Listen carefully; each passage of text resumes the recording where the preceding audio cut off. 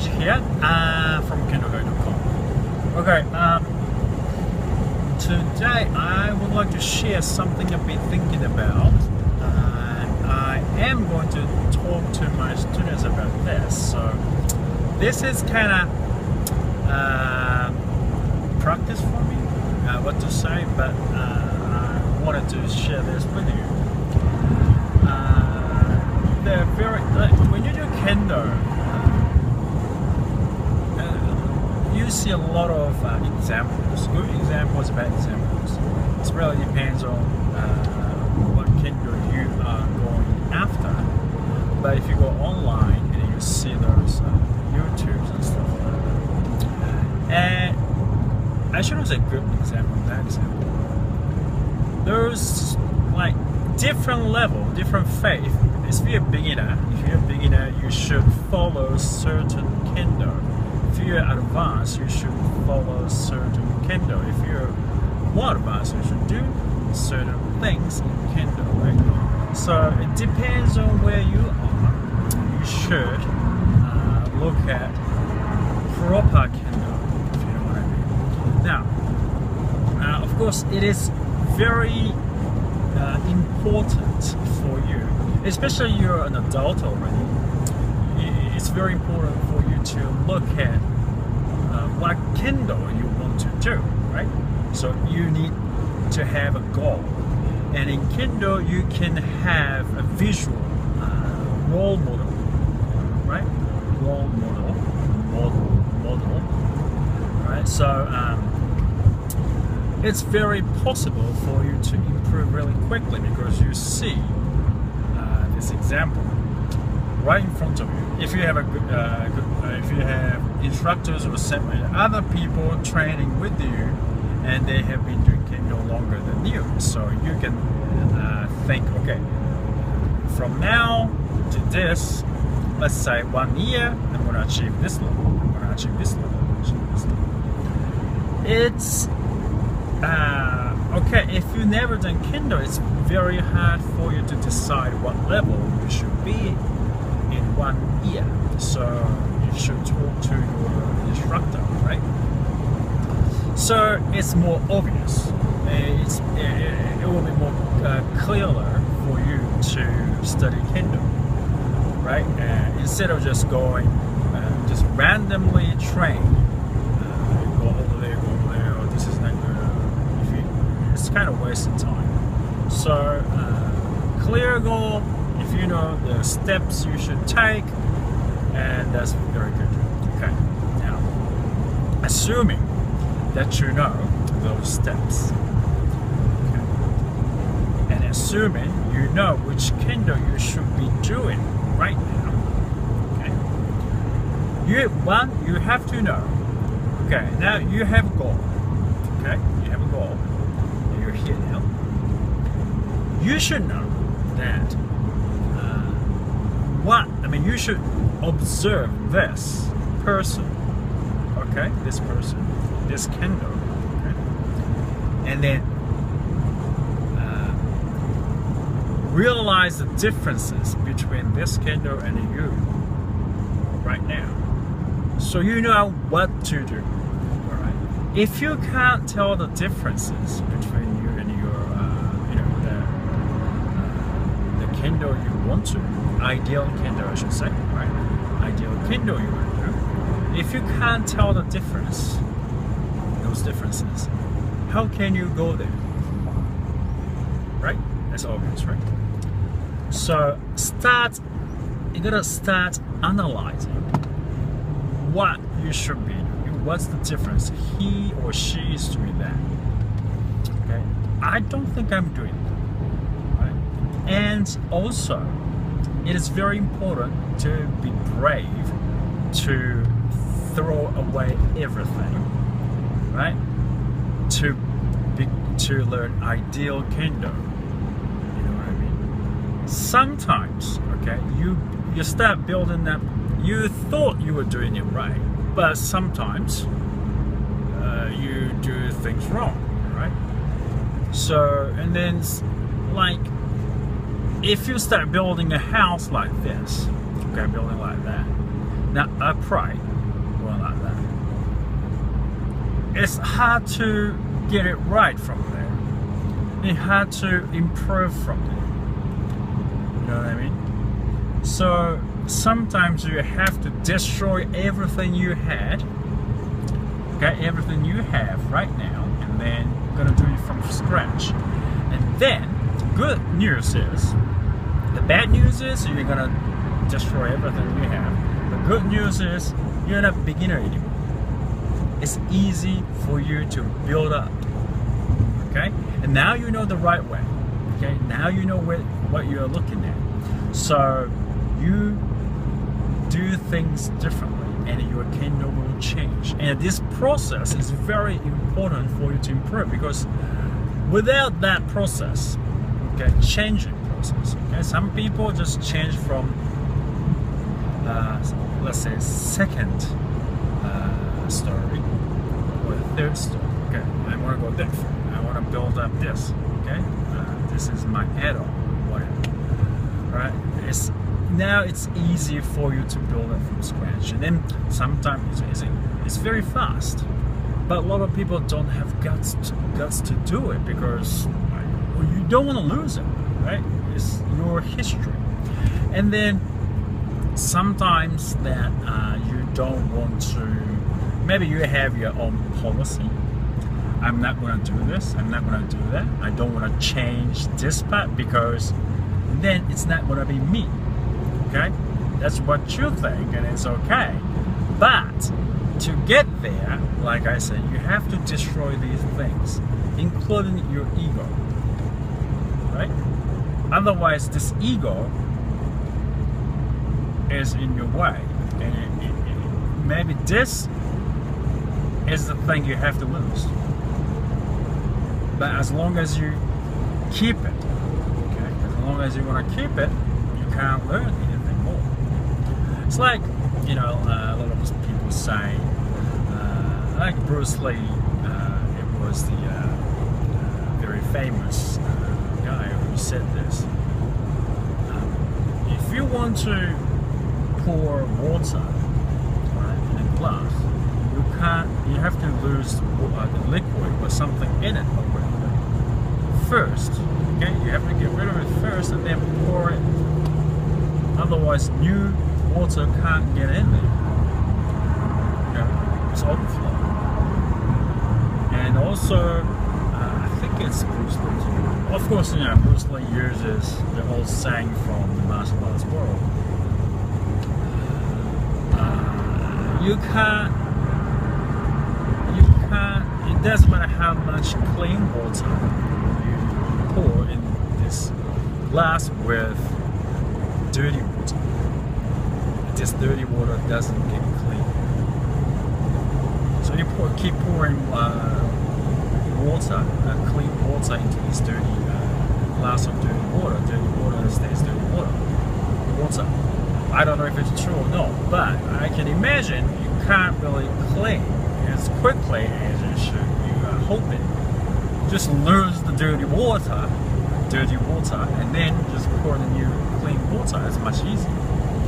But people don't want to do it, right? Because years of experience, right? Years of your Kendo. You probably don't want to lose it. But sometimes this is a part of your training, losing things. Okay? And we call it STEMI, and you're gonna lose. In Kendo, we have the word STEMI. STEMI is you're gonna lose. STEMI is commitment. Okay, to commit, you're gonna lose ego, or selfishness. Like it's hard to explain. If you want to win this battle, let's say you're using your real sword, you cut in. Right? You have to commit. You have to forget about what you have, right? Because if you hold on to your past, you can't really commit. Probably you can easily imagine. Okay? So if you want to win, you gotta get in. To get in, you have to lose this fear. You have to lose You have to just forget about everything you have, and then commit, and then you can live. That's the concept of Kendo, right? Stepping. Okay. Of course, I've never done it in my life. I've never fought with a real sword, so I don't know the feeling, but I can imagine that'll be awful. Right? You have a person right in front of you with a real sword. Right? If you lose, you're dead.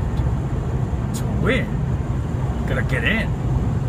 But if you fear, if you're afraid of getting in, right? Maybe you'll die, or you can run away. But let's say it's not an option.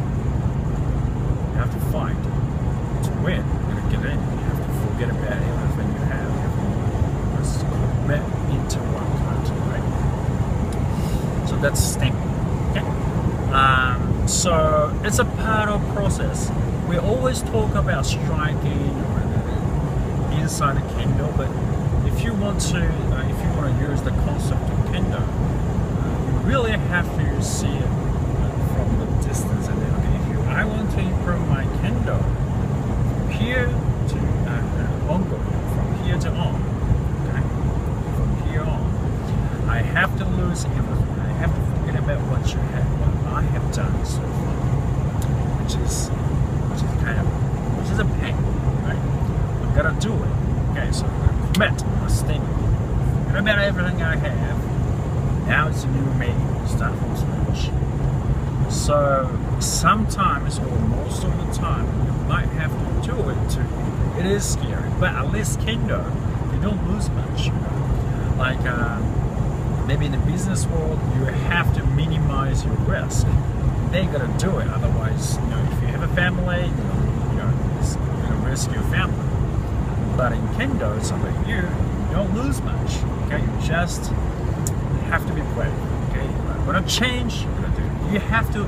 We are learning that attitude, right? If we have to, we gotta do it. So I believe like that. So I tell my students that as well. So I want to share that. So if you want to improve, okay, and I learned doing the right thing. You gotta improve. If you want to improve, do the right thing the right way. Which is the hardest thing to do. Do the right thing in the right way. Okay? And if people say, what's the right thing?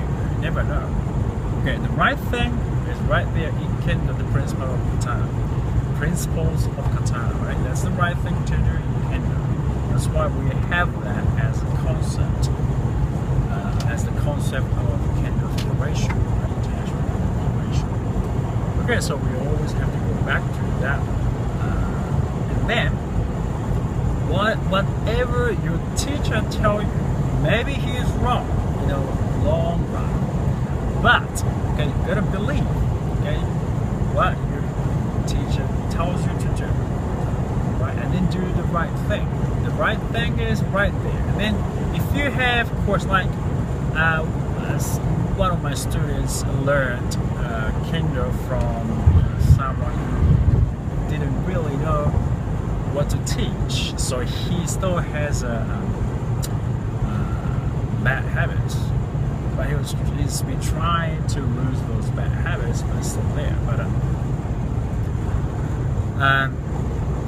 you gotta believe in the teachings you're getting, and then you gotta do the right thing. The right thing in Kendo is the principle of katana. The principle of katana is what we do in the basics.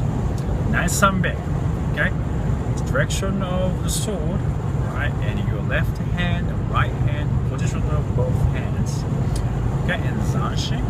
Okay, these things are the correct Kendo. Okay, and then you are going to transform that into small stripes. Okay, and then you're gonna learn a lot of techniques. Okay, in the right way. So in the right way, you're gonna learn the correct techniques. Then when you get older and when your skills are matured, right? Then people think your Kendo is about this level. So hopefully you'll be done in the future too. But before you get there, you have to do the right Kendo the right way, right? So let's go back to that all the time. If you have a doubt, oh, what should I do? Go back to the basics, okay? And the principles of katana is the way you use your sword, okay? That includes kata as well, okay? And rituals help to respect other people, okay? Respect other people, respect the dojo, and everything, right? So that's the principles of Kendo, right? So I think that's very important, and I always think of course I'm not good enough all the time. I'm not good at a shot, I'm not good at anything, right? That's what I think about myself. That's why I always compare myself to other people, okay? Not like, oh, I'm not good, not like that. What can I do to improve my Kendo like that? What's the difference? Can they do that? Okay? So sometimes I'm tall. I'm like almost 8 feet, 180 centimeters. I'm like 178 centimeters. That's like 7'10" or something, 7'10" or something. I don't know. But I sometimes look at those people who are shorter than me. Okay, why can they move like that? What's the difference? Okay, why are they doing? Why can't they do that? That's you always have to go there, and then of course they train a lot harder than me, maybe, but I can't go back to train harder. So you have to think, what can I do to get to their level? So my Kendo can be improved. Like those things, humbleness, like knowing that you're not good. There are a lot of space to be improved. So I think that's the important attitude, and that's why Kendo is very good. It's constantly you just question yourself, what can I do to improve Kendo, and then from there equals hopefully improving your Kendo is to improve yourself. Right, thank you for listening. I hope it makes sense. But if you're Patreon, you will see what I say at the dojo as well. Thank you very much, and see you in the next video.